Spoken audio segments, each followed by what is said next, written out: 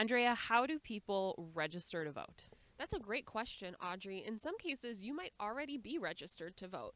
So if you have updated your state ID or your driver's license, there's an option now when you go to the DMV that you can opt for an automatic registration that's tied to your address on your ID or driver's license. So that can be really easy.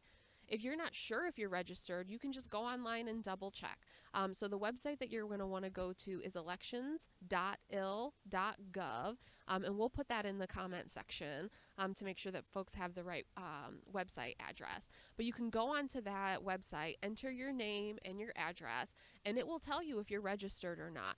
It'll also tell you all the information that you need to know about where you're registered. So you'll get information like what your ward is. So if you're selecting an alderman in that voting year, what your district is, if you have any Congress people who are up for re-election, as well as your polling location. So that registration website gives you a lot of good information about if you're registered.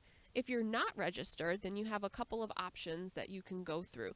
You can register online. You can go to the DMV or a state of Illinois, Secretary of State, Illinois facility and register in person. You can register via mail, so you can get one of those forms online or at a state run location or facility.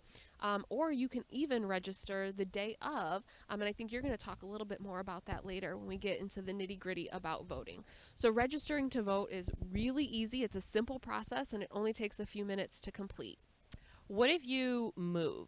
Oh, that's a great question, Audrey. So if you move, you do have to vote in or vote for folks in the precinct in which you are registered. So if you happen to move far enough in advance of the election, you can go update your address when you go update all of your ID and all of that information.